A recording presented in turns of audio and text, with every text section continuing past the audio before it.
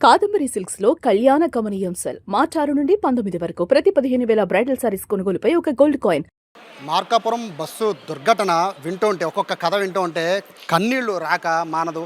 చనిపోయిన 13 మంది వాళ్ళ కుటుంబ సభ్యుల రోదన ఒకటైతే ఆ బయటపడ్డాక వాళ్ళు పడిన మానసిక వేదన మరొకటి. అయితే ఇప్పుడు నేను ఒక బాబుని మీకు చూపిస్తున్నాను. ఈ బాబు చాలా తెలివిగా బస్సు యాక్సిడెంట్ అయిన వెంటనే బాబు విండోలోంచి దూకేశాడు. కానీ బాబుతో పాటు ప్రయాణిస్తున్న ఇద్దరు బాబు బంధువులు కూడా ప్రస్తుతం ఒకళ్ళ పరిస్థితి సీరియస్గా ఉంటే మరొకళ్ళు చనిపోయినట్టుగా కూడా చెప్తున్నారు. ఏం జరిగిందనేది బాబుని అడిగి చేస్తున్నాం. నీ పేరేంటి నాన్న? రోహన్. రోహన్, నీ ఏజ్ ఎంతమ్మా? ఏం చదువుతున్నావు? థర్డ్. ఏం జరిగింది నాన్న? నువ్వు మెలకువగా ఉన్నావా యాక్సిడెంట్ జరిగినప్పుడు?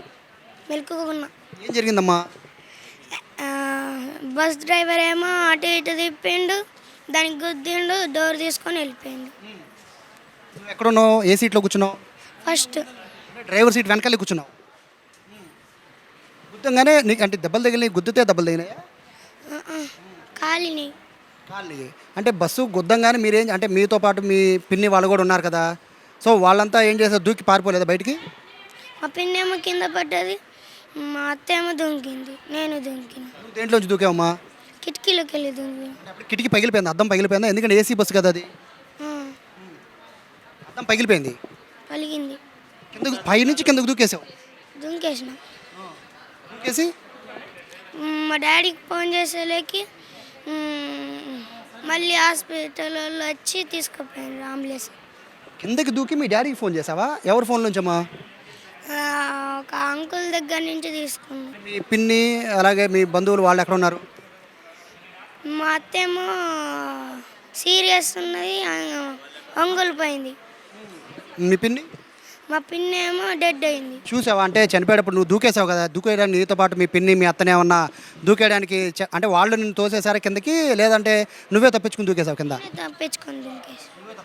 వాళ్ళిద్దరు మాత్రం దూకలేపోయారు.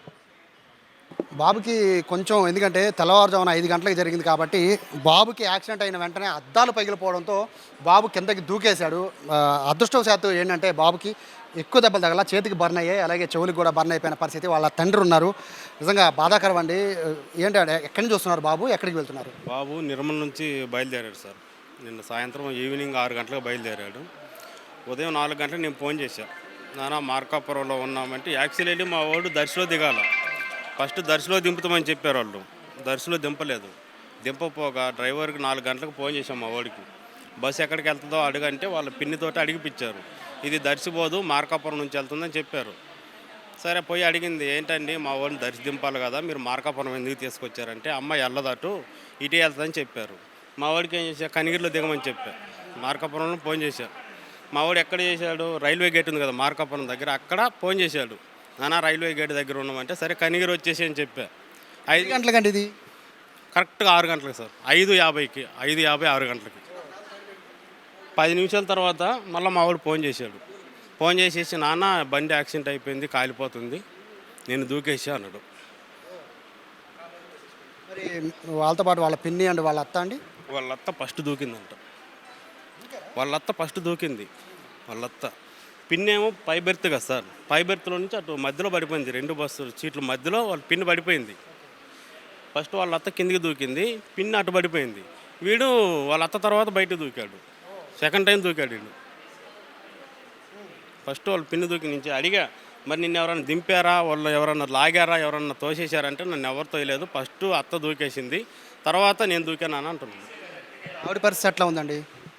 ఆవిడ పరిస్థితి ఒంగోలు రెఫర్ చేశారు సార్, ఏదో ఆపరేషన్ చేయాలంటుండ్రు. మరి ఎలా ఉంటుంది అక్కడికి వెళ్తే కానీ ఆమె కండిషన్ తెలియదు మాకు. వాళ్ళ పిన్ని చనిపోయినట్టే చెప్పారా? డెత్ అయింది సార్. ఇన్ఫర్మేషన్ ఇచ్చారా? చెప్పారా అంటే వాళ్ళ హస్బెండ్కి వాళ్ళకి ఏమైనా చెప్పారా? ఉన్నారు సార్, అందరూ మా తమ్ముడే అవుతాడు, అతను కూడా లాంగ్ నిర్మల్లో ఉంటారు, బయలుదేరారు సార్ వాళ్ళు. 2 పిల్లలు ఆమెకు, చనిపోయిన ఆమెకు. ఎక్కడికి వెళ్ళారండి? ఊరు మీ బాబుని ఊరు పంపించారా సార్? మేము తెలంగాణ సార్, పని చేసుకుంటాం సార్, మేస్త్రి పని చేస్తాం. నేను ముందే వచ్చేసాను, నాకు ఆరోగ్యం బాగలేక. మా వాడు ఎగ్జామ్ అయిపోయి తీసుకురామని చెప్పా, వస్తుంటే ఇలా జరిగింది. వీళ్ళ బాధను ఎలా వర్ణించాలో కూడా తెలియని పరిస్థితి.